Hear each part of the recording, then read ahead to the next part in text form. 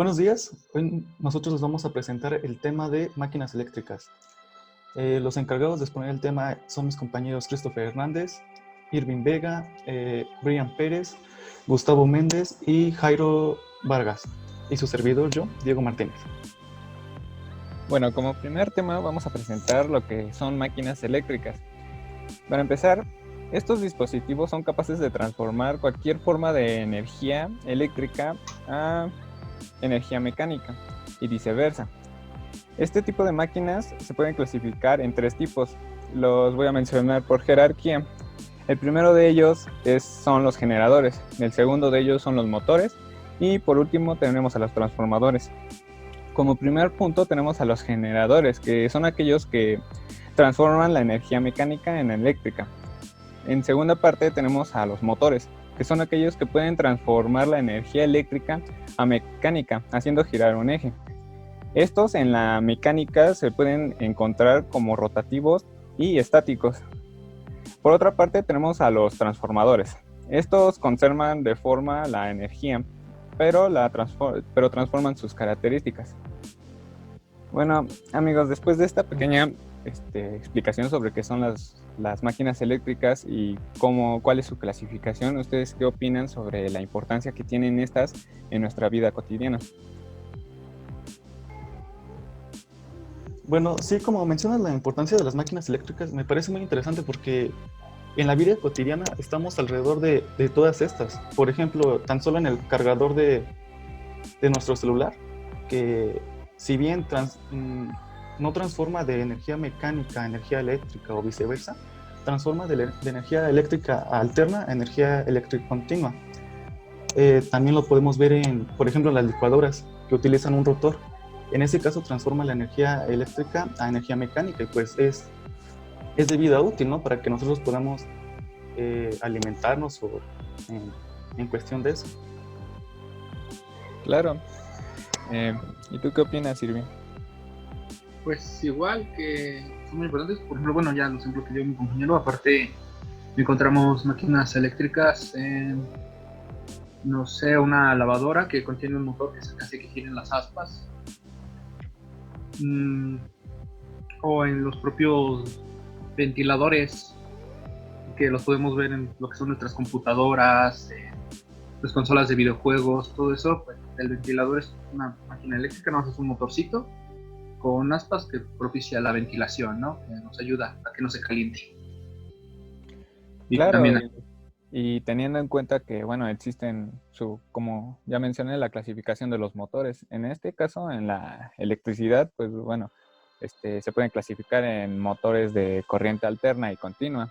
Y como ya había mencionado anteriormente, en la mecánica se les conoce como rotativos, que es lo que tú estarías mencionando, de la lavadora. Igual algo muy importante la importancia de estas máquinas es, bueno, que gracias a ellas nos llega la luz a nuestra casa, vaya, y gracias a eso podemos, hacer muchas cosas, como bien lo dijo Diego, de cargar nuestro celular con nuestro cargador, que actuaría como un transformador, otras cosas, como hoy en día lo estamos viendo y como lo estamos experimentando en este mismo momento, cómo nos estamos comunicando gracias a estas grandes invenciones. Y hablando de invenciones, tenemos a se puede decir, el pionero de estas máquinas, que sería Michael Faraday. ¿Alguien lo conoce? ¿O ha escuchado algo de él? Es el encargado, ¿no?, del motor, el que pudo crearlo. Ajá, bueno, sí. Bueno, Faraday, bien se le conoce por, ¿cómo se llama? Por la invención del motor, bueno, del motor eléctrico y del transformador. Bueno, un poco hablando de su vida de este científico, se dice que nació el 22 de septiembre de 1791 y fue un físico británico y químico que estudió principalmente el electromagnetismo y la electroquímica. Bueno, un dato muy curioso de él es que él nunca asistió a la escuela. Cuando él entró, tenía problemas para hablar, para pronunciar la R. No tengo bien cómo se llama esa deficiencia, se puede decir. Lexia, al parecer. creo que sí. Bueno, su mamá lo sacó de la escuela porque en ese entonces, como bien sabemos y como hemos visto, la escuela era muy ruda y por cualquier cosa, por equivocarte, te pegaban. Entonces los profesores tenían, creo que un alto mando ahí. Entonces su mamá decidió sacarlo porque era muy mal visto para ellos este trato. Entonces lo sacó y él estudió en casa. Uno de los principales que inspiraron a Faraday fue David Country, que bueno, era un científico que en ese entonces era muy famoso por hacer presentaciones. Después de que, bueno, Faraday fuera a ciertas exposiciones de este científico, él se involucró más, ya en su vida ya más adulta, claro. Después de que Faraday hubiera trabajado con él encontró, gracias al laboratorio de este dichoso inventor, encontró el funcionamiento, por así decirlo, del primer motor eléctrico. Muy básico. Después de esto, David Country se dio cuenta del potencial que tenía Faraday y le dio celos, claramente, por el intelecto que contenía Faraday.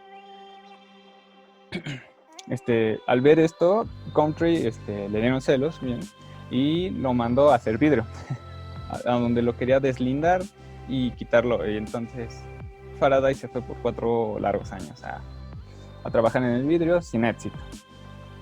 Después de todo esto, Country muere, Faraday regresa y él se queda a cargo de la dirección de su laboratorio.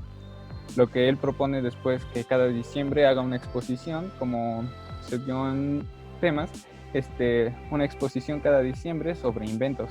De ahí empiezan sus inventos y una de sus principales aportaciones fue que a los 40 años este científico Faraday inventó el motor eléctrico, como bien ya lo había mencionado al principio, y el transformador.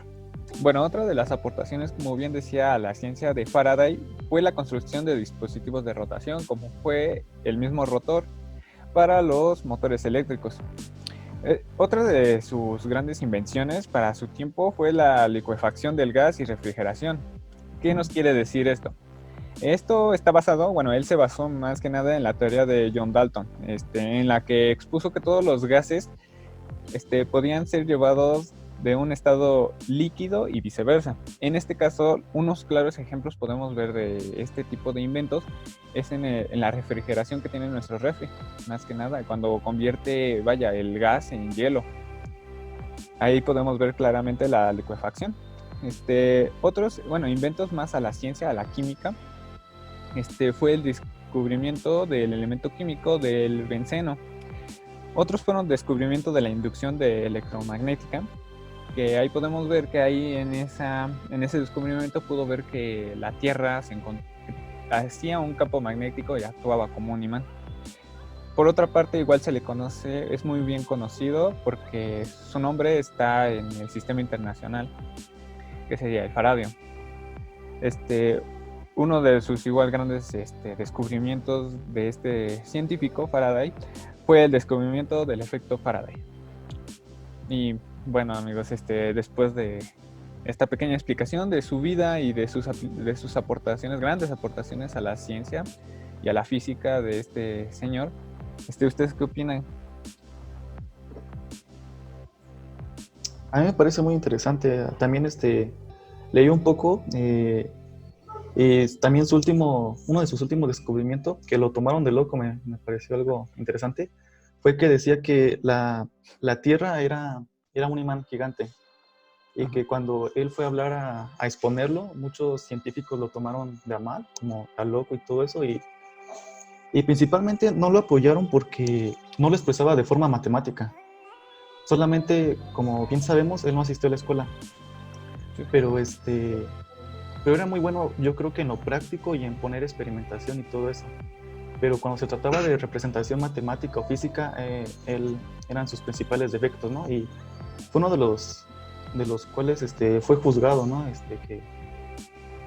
Que pues sí, que en todas sus investigaciones o hallazgos que él tenía, en ningún momento hizo ningún modelo matemático y varios científicos matemáticos lo juzgaban mucho por eso. También eso me parece muy interesante. Sí, claro, y bien como lo mencionas, vaya, él no asistió a la escuela por lo que te decía, de que su mamá lo sacó y él estudió en casa. Más que nada le faltaba el papel, vaya, que certificara que él era alguien con conocimientos, vaya. Ajá, exacto, sí. Claro, Además que bueno, se supone que sus expresiones o lo que intentaba usaba álgebra básica. claro, sí. No, no llegaba a cálculo, cosas de ese estilo, que es lo que se necesita para comprobar matemáticamente todas estas cuestiones. Claro, y a pesar de eso, de que no fue a la escuela y como bien lo mencionas, de que nada más utilizaba álgebra básica, es reconocido y fue reconocido en su tiempo como uno de los grandes científicos. O sea, cuando trabajó con este científico David, decían que David tuvo el mejor descubrimiento que hizo él, fue haber descubierto a Faraday. Y bueno, de ahí impulsó a sus celos de él. ¿Tú qué opinas, amigo Christopher? Pero bueno, creo que el invento empezó por David, ¿no? Tengo entendido. Claro, sí. Sí, Él descubrió todas las bases técnicamente. Entonces, sí. bueno, lo que hizo Faraday, pues es algo sorprendente de cómo un químico ya experto, cómo alguien inexperto pudo pues completar su invento, ¿no? Aparte de que tantos años fue negado o alejado de ese proyecto, pues al final lo pudo realizar. Claro, hubo consecuencias que pues como por medio de su salud estuvo afectado y se volvió, por digámoslo así, loco. Entonces, pues sí es una de las consecuencias, pero pues se puede renombrar como uno de los más grandes. Claro, sí. Bueno, pasando a un dato curioso de él, ya en su vida adulta, él empezó a sufrir de pérdida de memoria, lo cual ya le era un factor muy malo para él, para sus investigaciones, y se sintió muy frustrado porque al momento de estar haciendo algo así de la nada se le iba a la memoria. Igual un dato muy curioso de Faraday es que él nunca patentó nada. Todos sus inventos él decía que eran para el bien de la ciencia y no quería ningún lucro de sus inventos.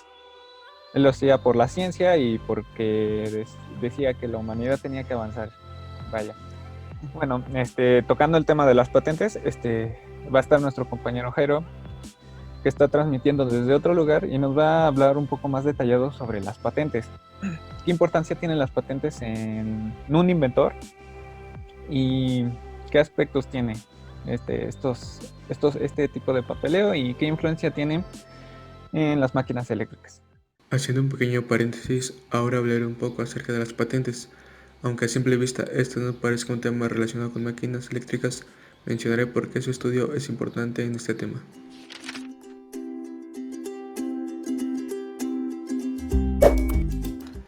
Desde siempre, el hombre ha inventado todo tipo de aparatos, herramientas y procesos para facilitar tareas cotidianas y desarrollar actividades económicas.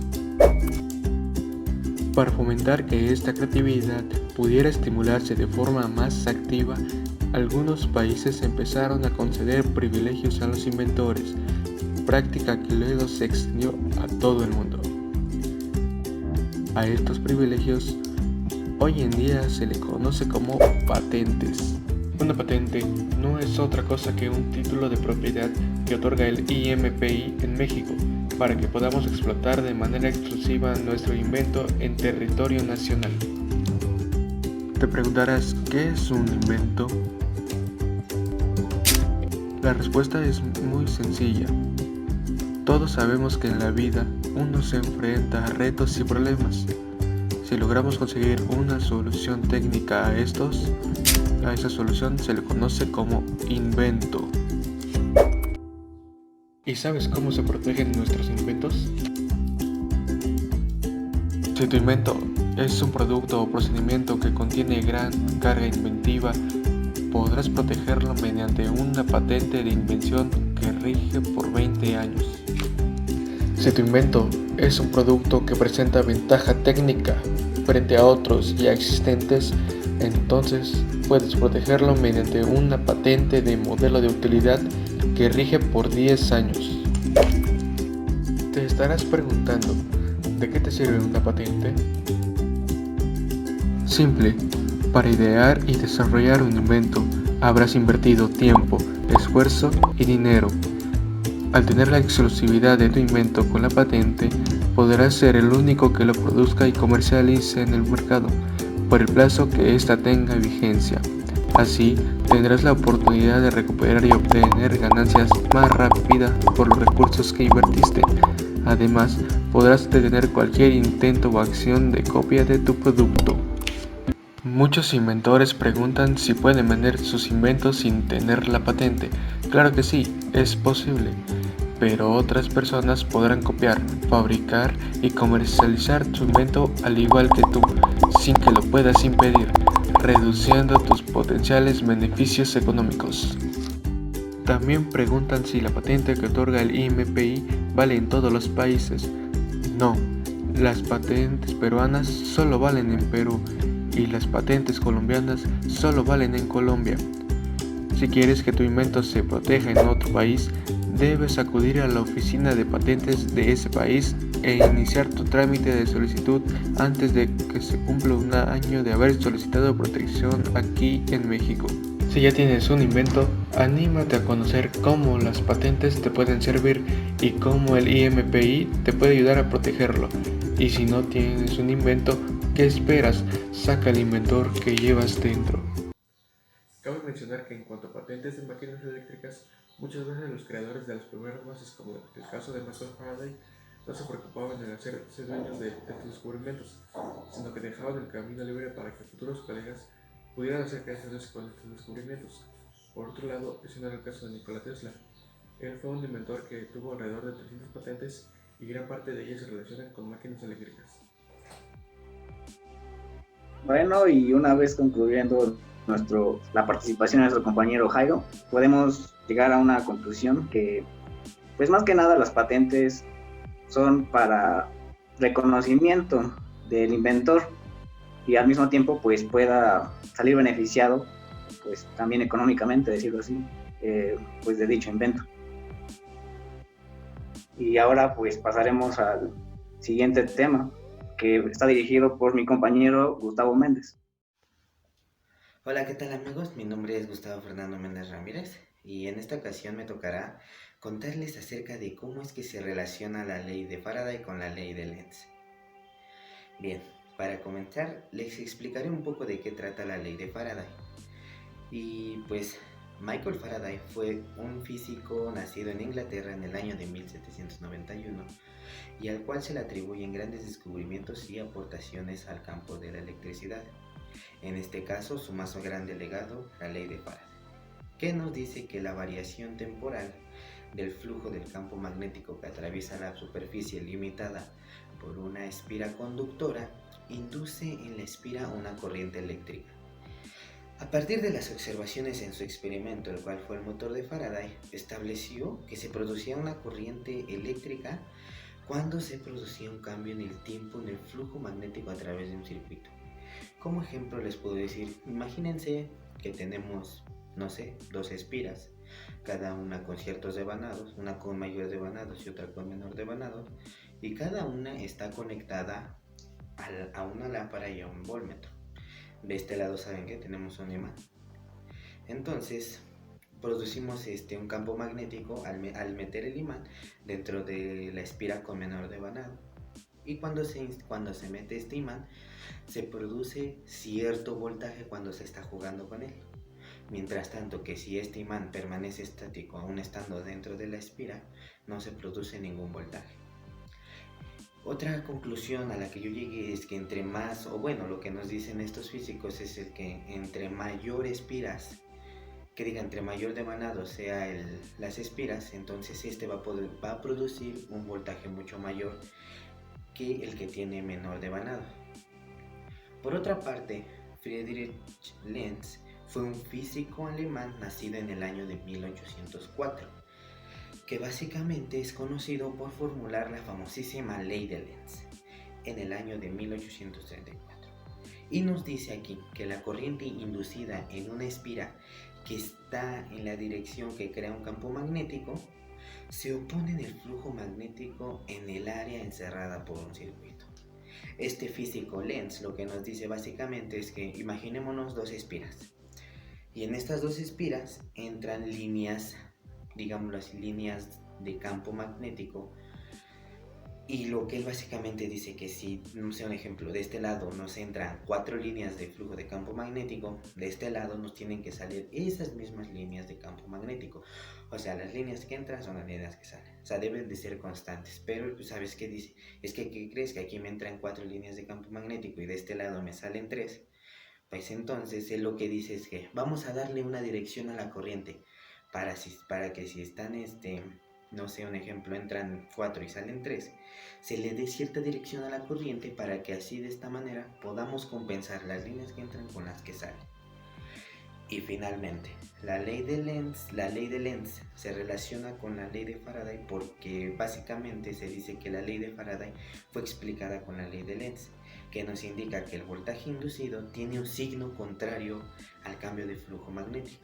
Es decir, la corriente inducida tiende a mantener el flujo magnético original. Entonces, ahora sí, finalmente, desde el punto de vista matemático se entiende que aparece una fuerza electromagnética inducida llamada epsilon, cuando varía el flujo magnético en el tiempo. La parte de que sea inducida es ahí donde entonces se incluye lo que es la ley de Lenz, que básicamente, coloquialmente, para entenderla más fácil, significa que cuando cambiamos el flujo magnético que atraviesa una superficie, aparece una nueva corriente que intenta oponerse al cambio que estamos produciendo. Es decir, es algo así como una acción y una reacción, como cuando nosotros mismos intentamos empujar, no sé, una pared, una caja que tenga peso. En este caso, imaginémonos empujando una pared. La pared lo que hace es que nosotros aplicamos una fuerza, entonces la pared nos regresa esa fuerza.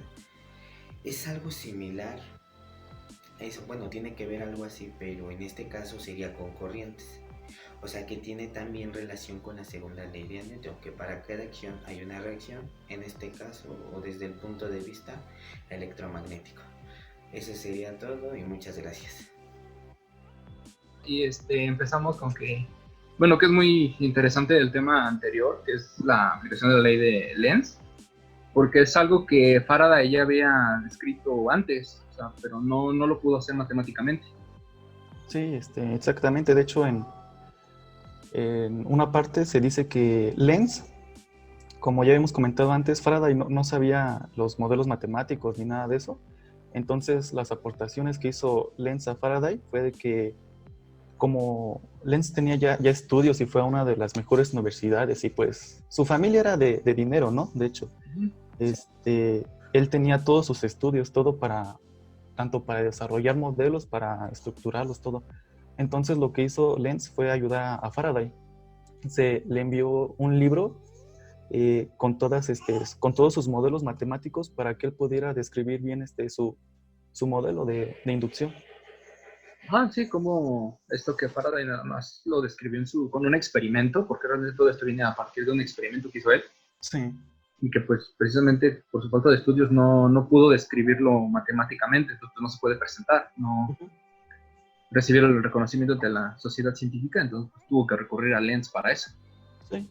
Bueno, más bien Lenz lo buscó porque, sí, fue uno de los únicos que no tomó se podría decir, de a loco a Faraday, y sí, se interesó mucho en sus experimentos y dijo, bueno, entonces, pues, yo le voy a ayudar a escribir sus modelos y para que él pueda salir, pueda expresarlo de mejor manera, ¿no? Sí, que fuera aceptado, Uh-huh. una propuesta ya ante la comunidad científica. Exactamente. Claro. Bueno, ya después de esta pequeña explicación y opinión, sigue nuestro compañero Irving, que va a hablar de los tipos de materiales, si no mal recuerdo son electromagnéticos. Así es, son los materiales pues magnéticos, que tienen que ver algo con todo lo que es el magnetismo. Claro. Y bueno, pues estos más que nada son conceptos, porque empezamos hay diferentes tipos. No sé si alguno podría mencionar alguno que conozca anteriormente, que haya visto. No nada más mencionarlos. Bueno, yo conozco dos en especial, pero no sé de qué tratan. Lo que es, que son los paramagnéticos y los ferromagnéticos. No sé si se me podrías explicar más a detalle. Pues sí, estos están, bueno, vienen dentro de los que se van a mencionar, que pues es el paramagnético. Bueno, estos son materiales que responden a la acción de un imán, son atraídos. Bueno, estos son incapaces de ser permanentemente magnetizados. Si lo retiras del campo magnético, este material pierde todas sus propiedades pues magnéticas, se vuelve un material normal, ¿no? Sin propiedades magnéticas. Necesita estar dentro de un campo. Y el ferromagnético, bueno, son materiales fuertemente magnéticos. Y bueno, están vinculados o son similares a lo que es el hierro u otros materiales. Y bueno, en condiciones normales responden a un imán y estos son capaces de generar su propio campo magnético durante un tiempo. Sin embargo, hay algo que se llama la temperatura de Curie, que es cuando este material ferromagnético lo llevas por encima de esta temperatura, estos toman las propiedades de un material paramagnético, están relacionados. Y bueno, esos son dos, pues faltan otros, que viene siendo también el diamagnético, que estos materiales repelen los campos magnéticos. Y bueno, pueden ser conquistados por estos campos, no ser afectados de manera transitoria, pero no es muy complicado. También están los ferrimagnéticos, que son usualmente derivados de la ferrita y son de tipo cerámico. Los puedes magnetizar permanentemente o por saturación, justo como los ferromagnéticos, siempre y cuando estén debajo de la pues ya mencionada temperatura de Curie. Y bueno, también están los superparamagnéticos, que son materiales ferromagnéticos que se encuentran en suspensión en una matriz dieléctrica.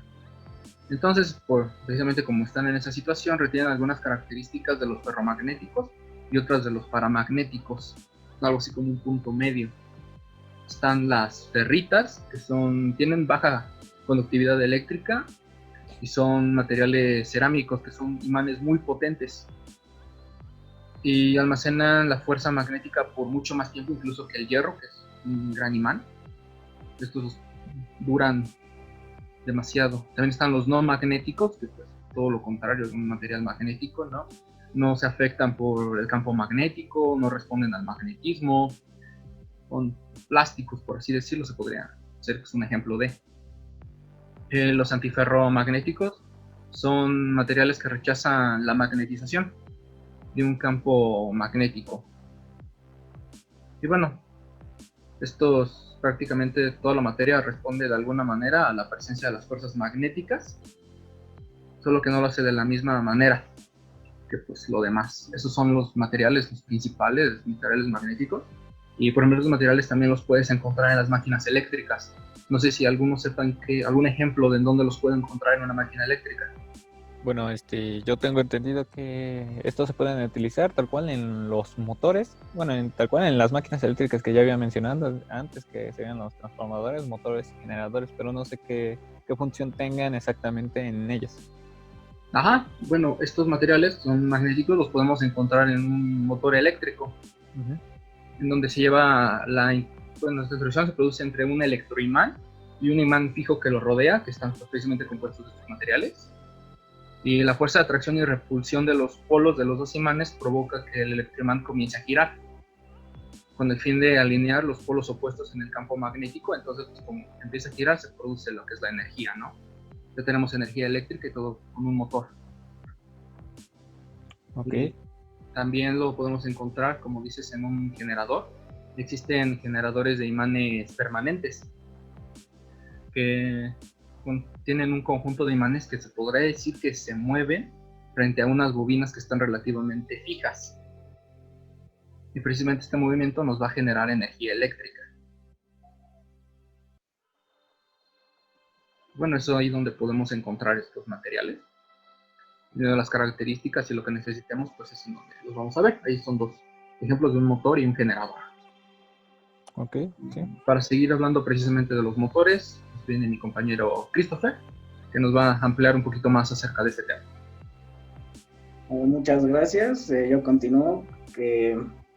Bueno, como ya habíamos mencionado anteriormente, que las máquinas eléctricas son dispositivos que tienen la capacidad para transformar la energía eléctrica en otra, y así viceversamente.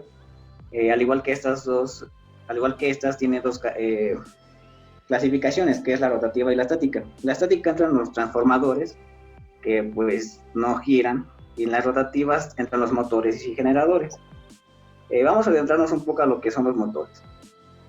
Los motores lo que hacen es que transforman energía eléctrica en mecánica.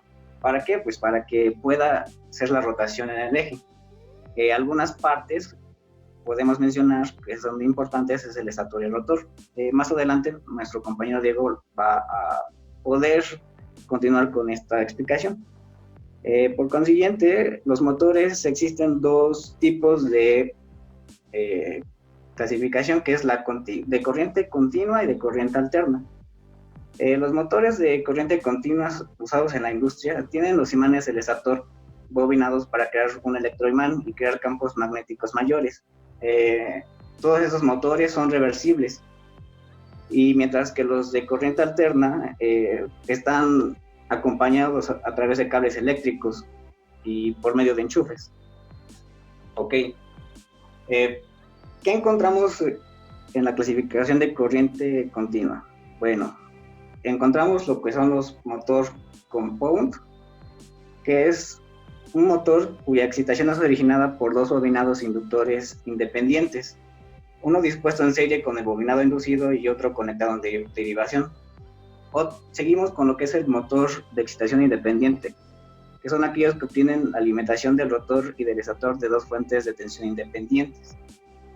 Otro de ellos es el motor de derivación, en el cual su conexión está en paralelo, y es por eso que es en derivación, que también se podría decir motor en paralelo.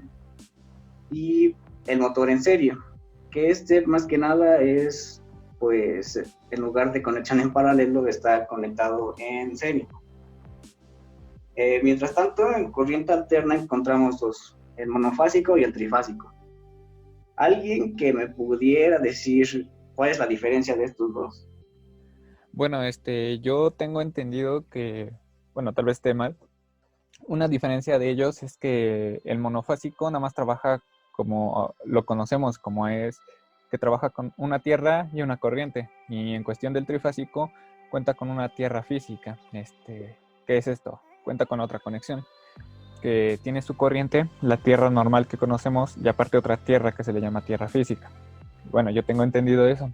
Igual tengo entendido que el trifásico es aquel que es el único motor o tipo de máquina que tiene dos tipos de conexiones. Bueno, se puede encontrar tanto en delta como en estrella. No sé si eso podría ser. Sí, así como dices, aparte, bueno, el motor monofásico solo está conectado con dos bobinados, que es en el estator y otro que es para el arranque. Y mientras el trifásico, pues, puede arrancar mediante interacciones electromagnéticas. Y muy bien tu participación. Gracias. Y mediante estos dos, monofásico y trifásico, encontramos que cada uno tiene su asíncrono y síncrono. ¿Qué es esto? Bueno, pues los motores asíncronos son esos motores eléctricos en el cual su rotor gira a una velocidad diferente a la del campo magnético del estator, mediante que los síncronos giran constantemente al mismo tiempo que el campo magnético. Espero que haya quedado claro, y si no hay alguna duda, pasamos con mi compañero Diego, que nos va a explicar a fondo las partes del motor eléctrico. Bueno, a mí me tocó dar las partes fundamentales de un motor. Sabemos que el motor está constituido por varias partes, pero principalmente en esta ocasión les voy a dar las partes fundamentales y con el cual puede hacer su objetivo, ¿no? Empezamos por el estator, que es la parte fija del motor. No gira mecánicamente, pero tiene un sentido de giro que va cambiando magnéticamente los polos, ¿no? Aquí le dejaré la imagen. También está el rotor, que es la parte móvil del motor como tal. Este se encarga de producir, de transformar más bien la energía eléctrica a energía mecánica. Más adelante tenemos el ventilador. El ventilador su diseño está hecho para que no exista sobrecalentamiento adentro de algún equipo, para que si hay calentamiento en alguna pieza, pueda ser disipado al ambiente. Después de ahí pasamos a la carcasa. La carcasa está diseñada para resistir esfuerzos mecánicos, es decir, para golpes, abolladuras, todo eso, para proteger los elementos que existen dentro del interior del motor, ¿no? Y estos no pueden ser dañados. El siguiente elemento sería la caja de Bornes. La caja de Bornes tiene como función, pues, es la conexión que existe entre el motor y la corriente, ¿no? Y también se utiliza para, si existe alguna sobrecarga, no dañe ni tanto la instalación ni se dañe el motor y pueda así, es como un auxiliar para evitar daño prácticamente. También está el rodamiento. Estos son 2 cilindros concéntricos y sirven para que en el eje no tenga rozamientos y pueda seguir una trayectoria fija. También sirve como un tipo de colchón para que el eje no presente movimientos extraños o raros. De ahí pasamos al eje, que es la parte que gira. Es lo que se mantiene girando y simplemente es un cilindro y es donde va conectado a los rodamientos, ¿no? Es el que se encarga de transportar la energía eléctrica a energía mecánica. Y seguimos con la bobina, que es un conjunto de espiras unidas entre sí de forma uniforme. Y esta sirve para lo que es cambiar el sentido del polo del estator, ¿no? Después seguimos, por último, con la placa de instructivos. Esta es muy importante, ya que todo motor tiene que tener una de estas placas donde se van a especificar cada una de su funcionamiento, qué tipo de corriente tiene, si es asíncrono, síncrono, y cosas como esas, ¿no? También tiene que estar especificado que es aquí para México, o depende para dónde tiene que ser, ya que cada continente, se puede decir así, tiene diferente frecuencia, entonces tiene que adecuarse. Y pues sin nada más que decir, esas serían como que las partes más fundamentales del motor y las principales para que el motor tenga su funcionamiento adecuado y correcto. Sí, y bueno, a continuación se va a presentar una imagen más detallada de una vista explosionada del motor para que se pueda apreciar mejor cada una de sus partes.